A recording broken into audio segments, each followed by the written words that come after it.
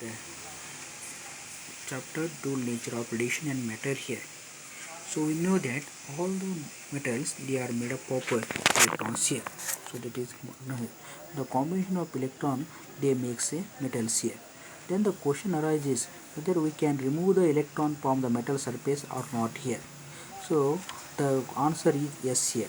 So we can remove the electron from the metal surface here. So the process of removal of the electron from the metal surface, so that is called as the electron emission here.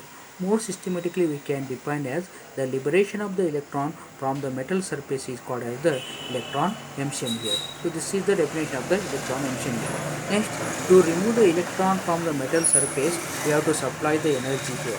So the minimum energy which is supplied to liberate the electron from the metal surface, that is called as the work function of the material, and that work function of the material that is represented by the symbol that is called as the psi naught here. So when we want to remove the electron from the metal surface, we should supply the energy here. So then what the minimum energy we are supplying to liberate or remove of the electron from the metal surface is called as work function.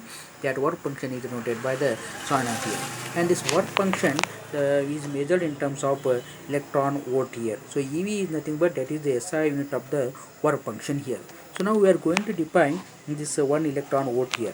So when an electron is exerted by potential difference of 1 volt here. Suppose if we apply 1 volt potential difference to this electron here, then the energy gained by this electron, so that is called as the 1 volt here. So this is nothing but how we are going to define the 1 electron volt here. So this electron here, so when this electron is accelerated by the 1 volt potential here, then what the energy gained by this electron, so that is called as 1 electron volt here.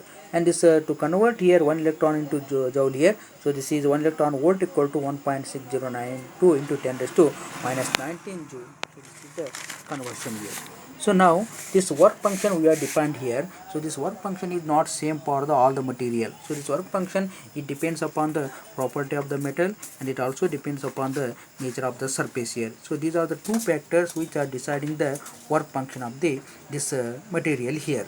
So now we defined as electron emission is the removal of the electron from the metal surface is called as the, so that is called as the electron emission here.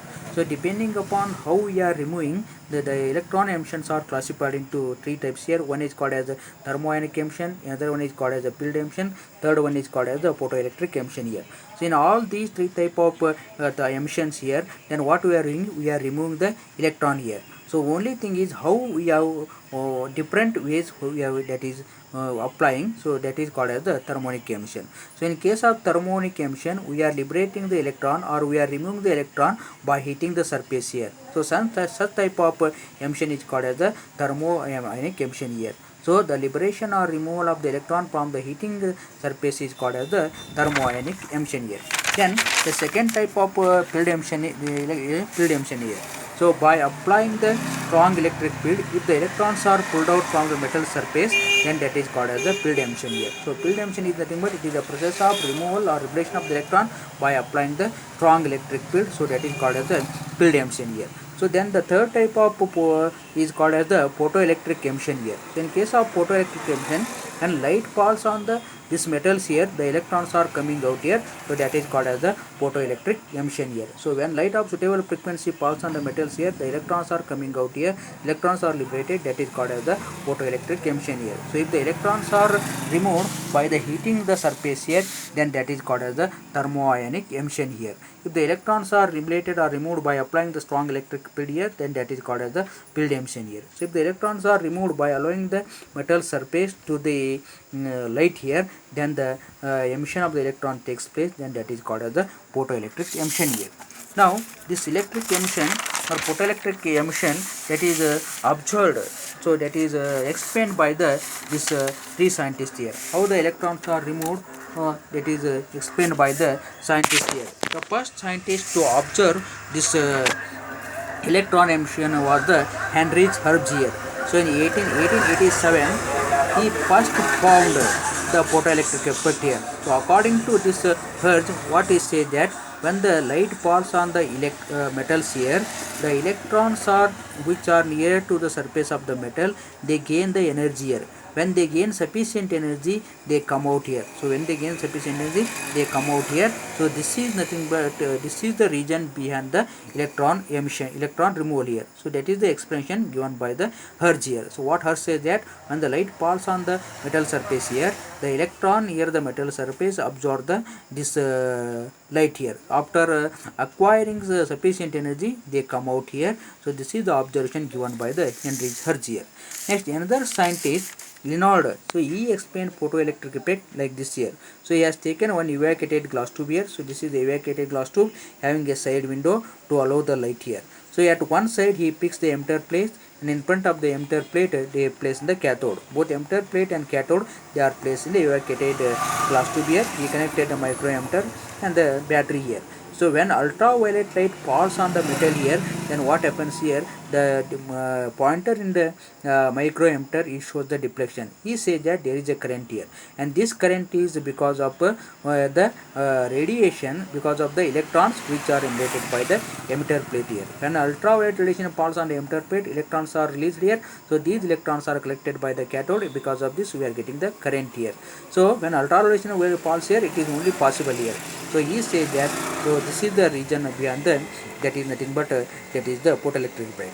So another scientist, Hallwach, he explained this photoelectric effect in his own way. So what he has taken? So he has taken a zinc plate here. So zinc plate is nothing but that is always a negative plate here. When he allowed the ultraviolet radiation to fall on this here, so then he says when ultraviolet radiation falls on the zinc plate, he noticed that the plate becomes the positive charge. So plate become positive charge means the electrons or negative charges are lost here. So these are lost here. So he said that electrons are come out from this here. So this is the Hallwach and Hallwach explanation.